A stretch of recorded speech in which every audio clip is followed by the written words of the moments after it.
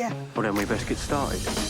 You two are the worst performing teachers in this school. I'm not sure I can do it anymore. There's only one way out. It's got to go down. If he won't stop and we won't stop, then it's a race. The best spring on TV. Press red to watch now on BBC iPlayer.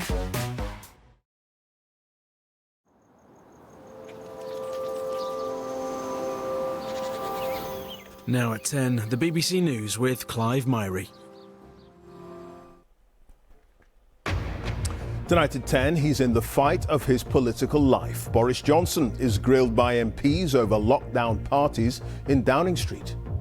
I swear by Almighty God that the evidence I shall give before this committee shall be the truth, the whole truth, and nothing but the truth. The former Prime Minister is accused of misleading the Commons and contempt of Parliament, but says any incorrect statements he made were unintentional. I'm here to say to you, hand on heart, that I did not lie to the House. When those statements were made, they were made in good faith and on the basis of what I honestly knew and believed at the time. But it will be up to the group of MPs to decide if that's the case or if he was intentionally misleading or reckless. Also tonight, rising food prices causes a surprise jump in inflation. Could interest rates go up again tomorrow? 35 people are injured, some are in hospital after this ship tips over in a dry dock in Edinburgh. Ahead of his funeral next week, the search for relatives of one of Britain's last World War II veterans who died alone in his flat in London. Adam, do you think I'm rubbish? Look, I wasn't great on my first week either. I've been here 2 months.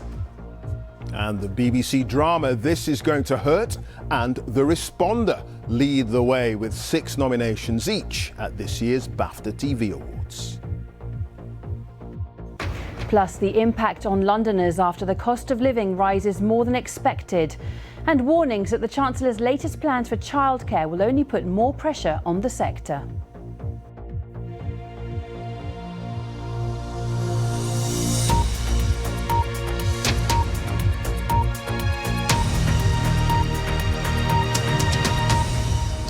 Good evening. The former Prime Minister Boris Johnson has been fighting for his political life today, questioned for 3 hours by a committee of MPs investigating whether he lied to Parliament about gatherings in Downing Street during lockdown.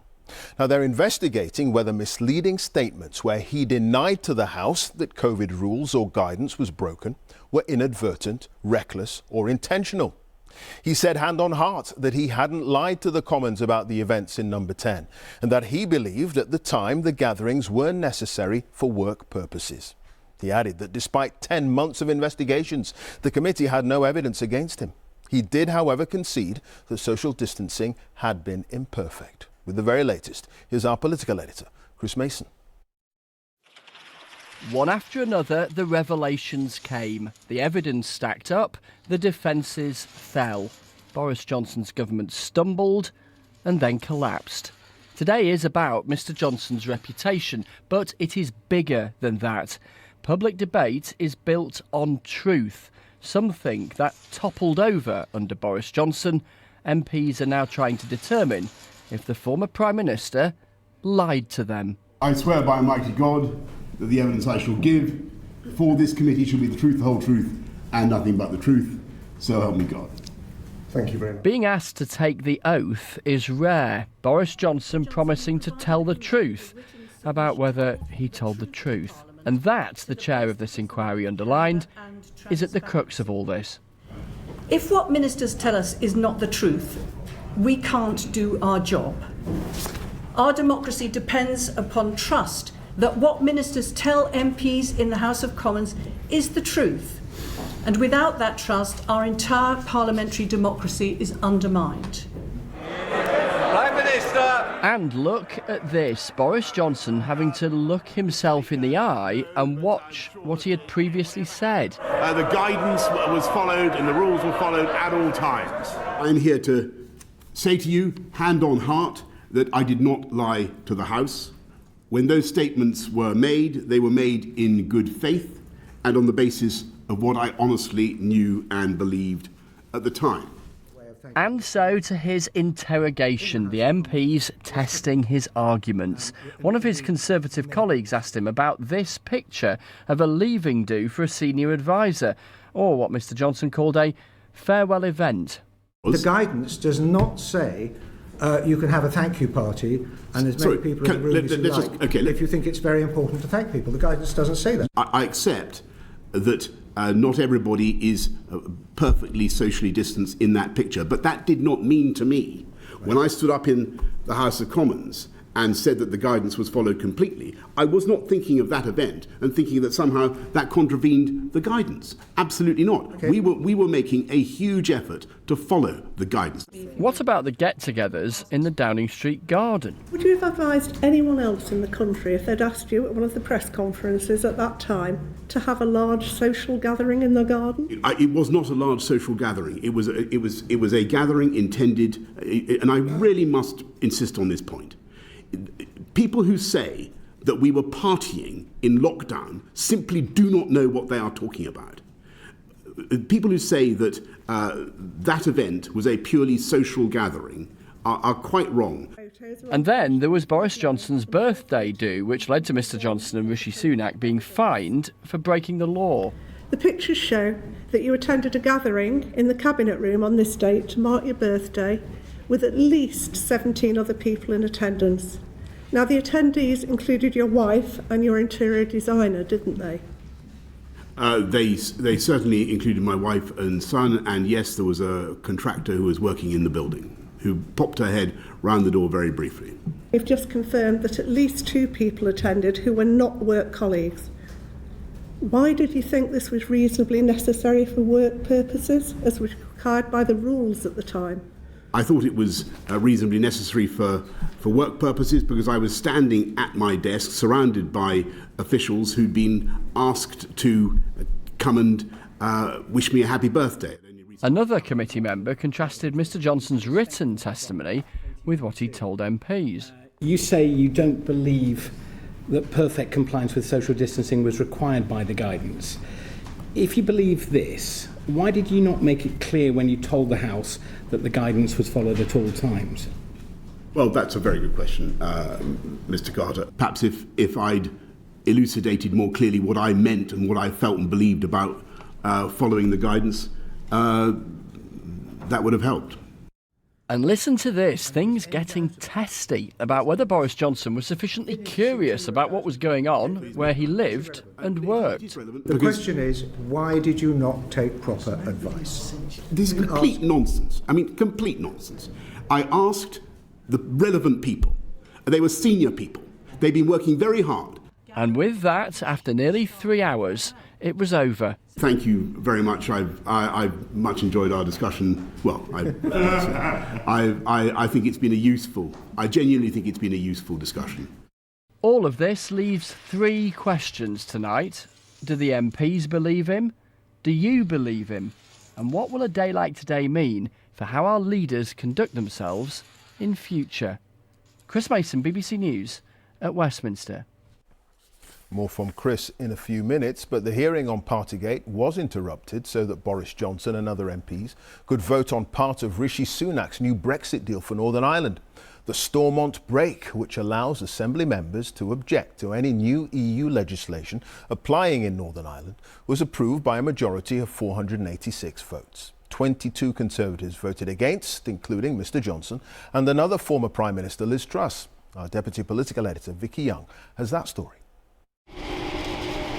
Arguments about Brexit often feel like they're going over old ground, and this was no different. For years, politicians have tried to come up with a solution to Northern Ireland's trading arrangements. Today, Rishi Sunak told MPs his recent deal with Brussels was a significant breakthrough. Prime Minister. Mr. Speaker, the Windsor Framework represents a good deal for the people and families and businesses of Northern Ireland. It restores the balance of the Belfast Good Friday Agreement and ensures Northern Ireland's place in our precious union. On the face of it, this was a big win for the Prime Minister. The ayes to the right, 515. The noes to the left, 29. as the Commons backed his plan to give politicians in Northern Ireland a greater say on how new EU laws apply there, the so-called Stormont break. He's convinced some Brexiteers. And at any time over the last 7 years, if we'd been offered this deal as a United Kingdom as the way forward, we would have bitten their arms off. But not others. This will not work. It cannot work as a break because Stormont will not meet because of it. And it gives amazing powers to the European Union. A chunk of Tory MPs, led by these former Prime Ministers, voted against the plan. One minister, no stranger to Brexit rebellion himself, urged Boris Johnson to fall into line. He's got a choice. He can be remembered for the great acts of statecraft that he achieved, or he can risk looking like a pound-shop Nigel Farage.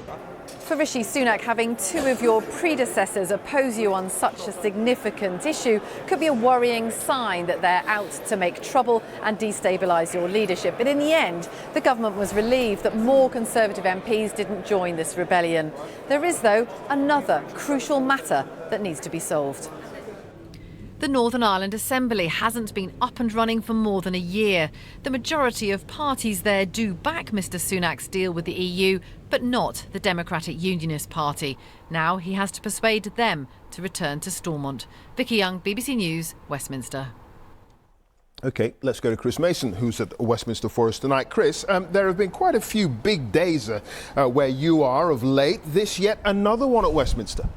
It was another one, absolutely, Clive. You know, there's an old adage in politics that if you're explaining, you're losing. And Boris Johnson had to do a lot of explaining today, a lot of explaining about his record in government, his relationship with the truth. All of those issues that were kicked around a year or so ago, dredged back up for all to see. There was the spectacle in that hearing of Conservative MPs scrutinising a fellow Conservative MP, while other Conservative MPs, allies of Mr Johnson, were heckling the questioner. A reminder of the insurrection, the civil war that was prompted within the Conservative Party by Boris Johnson's downfall and the chaos that followed. For the committee, they now have to go away and work out if Mr Johnson recklessly misled Parliament or intentionally misled Parliament. Now, proving intent, proving he lied, was always going to be a high bar, but recklessness is much more subjective, and they are both labels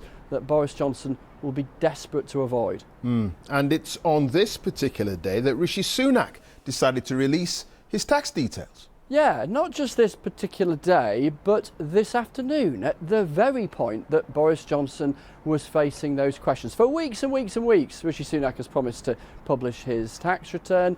It was today, it was this afternoon that it emerged. Now, the details within it are not that surprising. A vastly wealthy man pays a vast amount of tax, nearly £500,000 in tax in 1 year, last year. Now, it's not surprising given the scale of his wealth, but it is eye-catching. Except it's not quite so eye-catching when the eyes of Westminster are tilted elsewhere. It gives you some sense of how awkward Number 10 find all of these questions around the Prime Minister's wealth, that they decided they would make this publication on today of all days. All right. Chris, thank you. Chris Mason there at Westminster. It was a bit of a shock for the experts, with the cost of living rising unexpectedly last month, when many predicted it would fall. Food prices were part of the problem, going up at their fastest rate for 45 years. Inflation, which measures how quickly prices rise, jumped to 10.4% in the year to February, up from 10.1% the month before. Our economics editor Faisal Islam reports.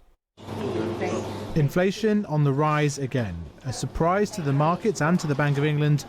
No surprise to anyone actually buying or selling food. Chicken legs, free-range bacon here, the fillets and the ribeyes. Oxtail as well down here. Such as Lucian Allen of a wholesale butcher's in Warwickshire. And it isn't just food. Last February we spotted that obviously things were on the rise outside of the core product, which we'd seen for about 18 months before that. But it was really those miscellaneous costs around it, your packaging, your transport. We noticed they were going up. I hope to think that we've seen a peak in the packaging costs and things like that, but inflation continues to be very real and very present. The overall rate at which prices rise, the inflation rate, went back up again after being forecast to fall below 10%. Instead, it is still only a little below its 42-year high. It's still over 5 times the official target for inflation of just 2%. Still, it should fall from here as energy prices stabilise and then eventually fall. This is the official forecast from the budget in the orange. You can see it is for now proving a little sticky. The path to halving inflation proving a bumpier ride than forecast. And it's worth comparing with the major G7 economies. It's quite a bit lower elsewhere. In Europe, it's pretty close, but the UK was in February clearly the only one still in double digits, raising reasonable questions about whether the UK has become more inflation prone due to gas dependence or post-Brexit barriers to trade and workers. Now, food prices are driving this, so let's break that down, having a peek through a basket of groceries. Spreadable butter is up nearly £1 since this time last year. A dozen eggs is now £3.18, up 72 pence. And tomatoes are averaging £3.15 per kilo, 48 pence up. Even when inflation falls, these prices will still be going up, just by less than we saw over the past year. Food prices are on the whole at a new 45-year high for the annual rise of 18%, as you can see over there. Part of that is general post-Ukraine trend. Part is from the specific shortages we saw last month. Tonight in the US, its central bank, the Federal Reserve, raised interest rates again. But because of the banking fears sparked by the failure of Silicon Valley Bank, played down expectations of going much higher and said the US economy could stall. Its chair said US savers were safe but wanted answers. We know that SVB experienced an unprecedentedly rapid and massive bank run. So this is a very large group of connected depositors, concentrated group of connected depositors, in a very, very fast run, faster than the historical record would suggest. My only interest is that we identify what went wrong here. How did this happen is the question. What went wrong? Now it's rare to hear the world's top central banker talk in those terms. It shows how fragile is the balancing act in the US over interest rates between bank fears and high inflation. Here today, the Bank of England said the UK banking system remains safe, though there are fears about broader spillovers from fragile financial institutions abroad. The bank faces its own dilemma about stubbornly high inflation and a flat economy ahead of an expected decision to raise rates again tomorrow lunchtime. Clive. Faisal, thank you. Faisal Islam there. And if you want more analysis of what inflation means for you, along with useful tips and information, there's a special section on the BBC website called Tackling It Together. That's at bbc.co.uk/news. 35 people have been injured after a ship tipped over at a dockyard in Edinburgh. The Petrel is a research vessel which was in dry dock in Leith but ended up listing at a 45-degree angle. A major incident has been declared. Here's Alexandra Mackenzie. The dramatic images of the research vessel, the Petrel. It began listing to one side early this morning, finally tipping over on Leith's Imperial Dock. A major emergency response was triggered as people had been working aboard the ship at the time. This involved the ambulance service, the Coast Guard and the fire and rescue service. More than 20 people were taken to hospital, mostly in Edinburgh and also in Fife. Due to increased pressure, NHS Lothian urged people to only attend A&E in an emergency. We understand that the Petrel became dislodged from its holding on the dry dock. We don't know at this stage how that happened, but an investigation is underway. The 76-metre-long ship is currently owned by the US Navy. The US consulate in Edinburgh said thoughts were with those affected. Tonight, the Petrel was still on its side and some of the injured remain in hospital. Alexandra Mackenzie, BBC News, Leith. The man accused of killing 9-year-old Olivia Pratt-Corbell in Liverpool has told the jury that he's a dad, not a killer. Thomas Cashman, who's 34, has been giving evidence for a second day at Manchester Crown Court. He denies shooting Olivia at her home last August, insisting he was being blamed for something he didn't do. And North of England correspondent Judith Moritz has sent us this report. Thomas Cashman describes himself as a high-level drugs dealer, selling cannabis by the kilo and making £5,000 a week. But he says he's not a murderer. Last August, when shots were heard on the streets of Liverpool, he says he was smoking a joint with friends, and that he is not the gunman who shot 9-year-old Olivia Pratt-Corbell dead inside her home. The prosecution say he shot the little girl by mistake whilst he was trying to execute another drugs dealer. Thomas Cashman spent today giving evidence in his own defence. He said, "I'm getting the blame for something I haven't done. I didn't do it, and I'm getting the blame for it. I'm getting blamed for killing a child, and I've got my own children. I'm a dad. I'm not a killer. I'm a dad." In the witness box, Thomas Cashman became emotional as he denied murdering Olivia. He also said it wasn't true that on the night of the shooting he'd gone to the home of a woman he'd had an affair with, changed his clothes and confessed. He said the woman, whose name is protected by court order, is trying to ruin his life and wants a reward for the information. Thomas Cashman accepts that he can be seen on CCTV moving around the area both before and after the shooting, but he said it was the typical behaviour of a local lad selling cannabis. The 34-year-old denies murdering Olivia and 4 other offences. He left court amidst high security. He'll be back in the witness box again tomorrow morning. Judith Moritz, BBC News, Manchester. The RMT union has suspended rail strikes next week after further talks with management in the long-running dispute over pay, jobs and conditions. Its members at 14 train companies were due to walk out next Thursday and Saturday, but the union says a proposal's been tabled which could lead to a resolution, with more talks expected in the coming days. On Monday, maintenance staff and signal workers voted to accept an offer from Network Rail, ending their dispute. A man arrested on suspicion of attempted murder after a man was set alight in Edgbaston has now been arrested for a similar incident in Ealing last month. Meanwhile, the 70-year-old victim of the Edgbaston attack has been named as Mohammed Rayaz. He remains in a serious but stable condition in hospital following a skin graft operation. It's the stuff of nightmares. That's how Scotland's First Minister Nicola Sturgeon described the forced adoption of thousands of babies taken from women over a period of 3 decades up to the 1970s. It's estimated that 60,000 unmarried women in Scotland were shamed into doing so. Nicola Sturgeon has made a deeply emotional and unreserved apology. Duncan Kennedy first reported on the forced adoptions a decade ago, and here's his latest report. These women have waited 50 years for this day. They're just some of the 60,000 Scottish mothers forced to give up their babies for adoption simply because they weren't married. This is a very big day. This is an enormous day for us, one that I don't think any of us really expected. They came to the Scottish Parliament for an unprecedented moment, official recognition from Scotland's First Minister that historical forced adoptions had caused grief, heartbreak and shame. The horror of what happened to these women is almost impossible to comprehend. It is the stuff of nightmares. Forced adoptions took place in the 3 decades after World War II, when pregnancy out of wedlock was considered shameful. Thousands of the women were coerced into giving up their babies for adoption. In many cases, it was state employees, like doctors, nurses and social workers, who put them under pressure. Over the past 2 years, the BBC has highlighted dozens of their stories, revealing the horrors of losing their babies. Our reports helping generate the momentum for today's historic moment, with Nicola Sturgeon becoming only the second world leader to apologise.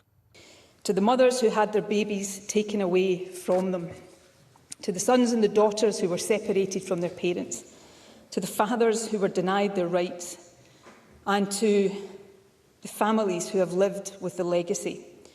For the decades of pain that you have suffered, I offer today a sincere, heartfelt and unreserved apology. We are sorry.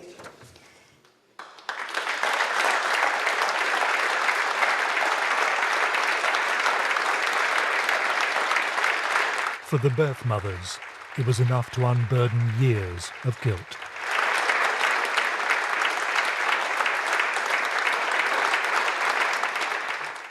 With the speech over, the women emerged, a lifelong feeling of shame now at an end. You've got the apology. We've got it, and it's been a long haul, and it's great. What are your thoughts? I actually can't believe that's actually happened. After the day I sat in the house and you interviewed me the first time, and I thought, this will never happen, and here it's happened, and it's wonderful. It's been a long time coming. It's been a long, long time coming, yeah. They have waited a lifetime for today's lifeline. Official confirmation that they did no wrong and should not have been forced to give up the babies they had yearned to keep. Duncan Kennedy, BBC News in Edinburgh. The end of a long journey for so many women. Now, the funeral will take place next week of one of the UK's last World War II veterans who died alone in his flat in London. Flight Sergeant Peter Brown was born in Jamaica and joined the RAF in 1943, serving as a radio operator and air gunner on Lancaster bombers. He never married and had no children, but it's hoped some surviving relatives may be found who can attend his funeral. Here's Helena Wilkinson. This is Peter Brown when he was serving as a flight sergeant in the Royal Air Force in 1945. Aged 17, it's thought the young Jamaican had travelled thousands of miles so he could volunteer to fly and fight in World War II. After training, he flew as a crew member in the Avro Lancaster, Britain's famous strategic bomber that was used as the RAF's main weapon against targets in Germany. In December, the Air Force veteran died alone in his flat in West London.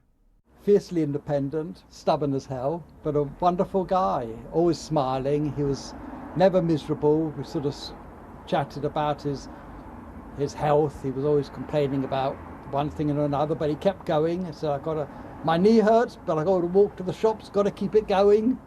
Peter Brown had no known relatives. Now officials are searching for family members to attend his funeral. After Peter Brown came to Britain, he trained as a wireless operator and air gunner, and he flew in a Lancaster bomber like this one when he served in 625 Squadron. He was one of 450 young black men from the Caribbean, Africa and parts of the UK to fly with the RAF during the Second World War. There were specialists. They became a tightly knit team. Everyone's survival depending on everyone's ability to do their jobs. They were the best and the brightest. They took only the best and the brightest. His job was one of that team.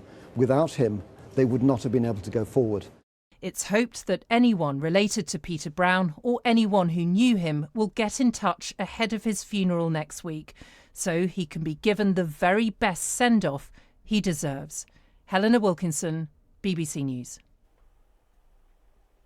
The nominations have been announced for this year's BAFTA Television Awards. The BBC dramas This Is Going to Hurt and The Responder lead the way with 6 nominations each. The winners will be announced at a ceremony in May. Here's Lisa Mazimba. Right, surprise me. What's the management? Dark comedy drama This Is Going to Hurt's 6 nominations include Best Miniseries and Best Actor for Ben Whishaw. When people are really unconscious, their hands smash into their faces.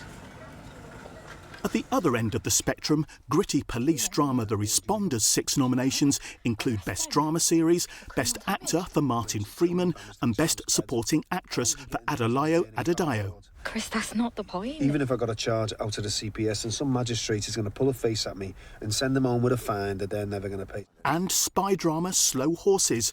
2 of its 5 nominations are for Best Actor for Gary Oldman and Best Supporting Actor for Jack Lowden. Are we actually acting on any intel, or are we just fishing? Well, no, you don't get to ask questions.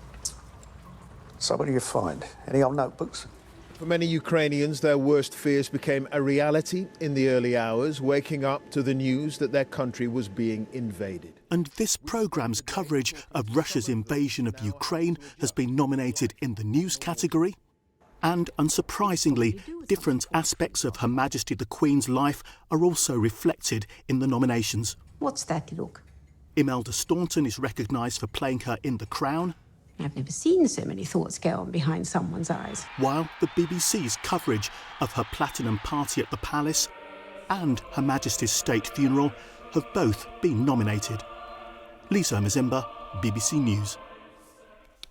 Time for the weather news now. Stav's here. Hi there, Stav. Hi there, Clive. Thank you very much. Good evening to you. We're remaining with the unsettled theme for the rest of this week. It was very windy across western Scotland today with widespread gales.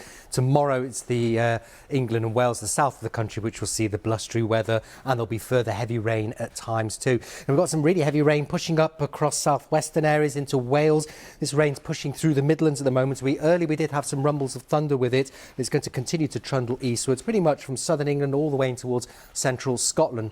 That first batch of rain will clear through over the next few hours. That'll be followed by clearer skies, but there'll still be further showers rattling on, some longer spells of rain across northern Scotland. A bit of winteriness over the high ground there. Some of this rain in the south again could be quite heavy, but with the breeze, the cloud, the rain, nowhere's going to be particularly cold against that. There'll be a little bit chillier tonight than the previous night.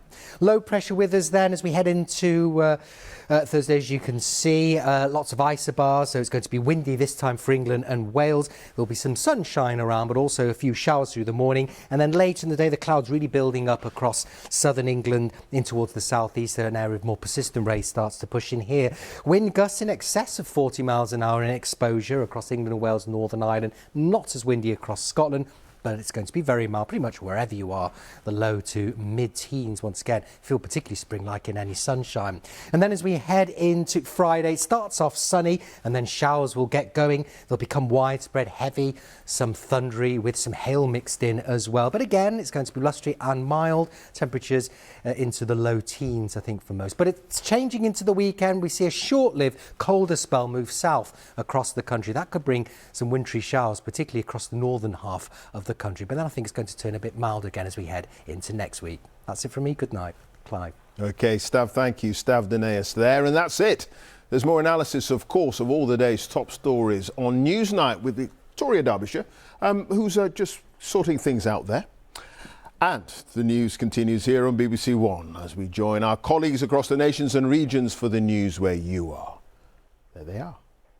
Bye for now. Thanks, Clive. Tonight on BBC London, how feasible is the government's childcare expansion plan?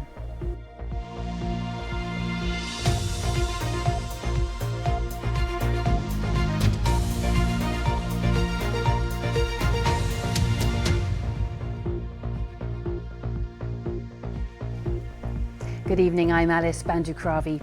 A week ago today, Chancellor Jeremy Hunt announced the biggest ever public investment in childcare provision.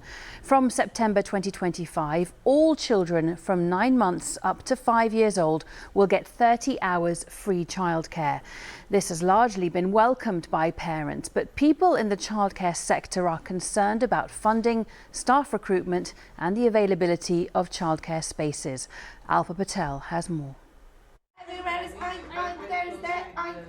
It's been a week since that big announcement on childcare. Those who have children or want them agree it's a step in the right direction.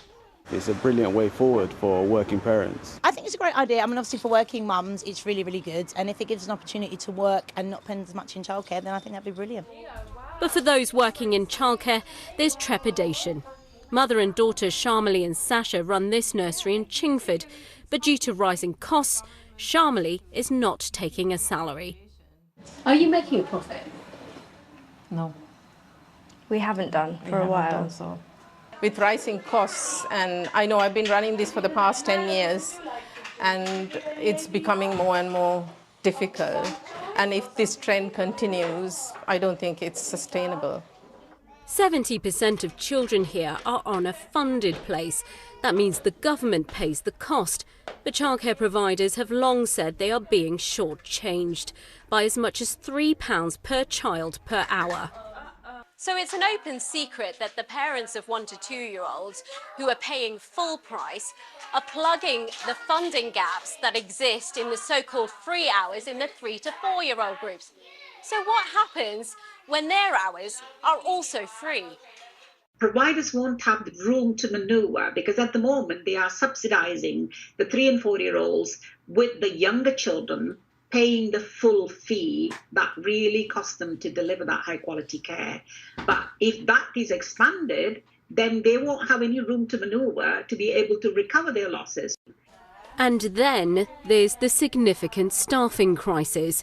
Workers here say they are passionate about childcare, but uncertain they'll stay. It's a job that I have a lot of love for, but I'm actually reconsidering my options because I'm struggling with the cost of living going up and the wage just doesn't reflect on our hard work. London is the most expensive place in the country for childcare, in a country which has one of the highest childcare costs in the world. Change is desperately needed, but observers say so is more consultation and planning. Alpa Patel, BBC London.